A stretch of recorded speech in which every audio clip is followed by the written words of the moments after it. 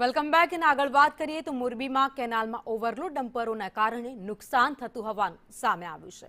હળવદના સાપકડા પાસે નર્મદા કેનાલ ક્ષતિગ્રસ્ત થઈ ગઈ. પાણી છોડવાથી નુકસાન વધવાની શક્યતાઓ અત્યારે છે.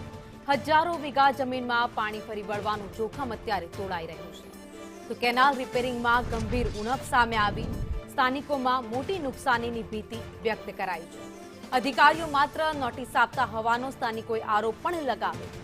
તો સ્થાનિકો દ્વારા તાત્કાલિક મરામતની માંગ કરવામાં આવી.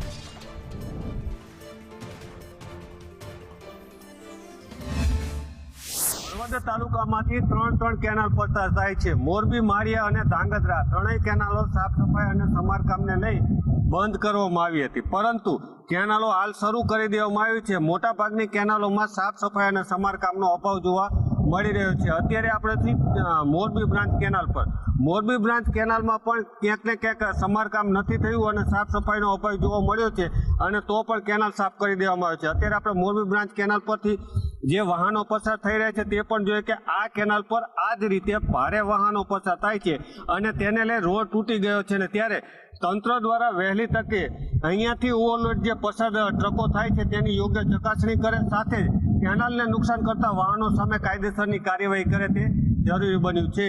જગદીશ પરમાર, સંદેશ ન્યૂઝ, મોરબી.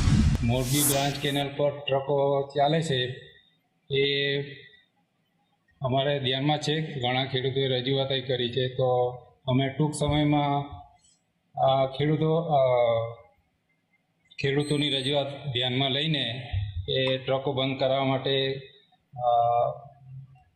નોટિસો આપીશું અને ટૂંક સમયમાં જેમ બને તેમ વહેલી તકે આ ટ્રકો બંધ કરાવીશું.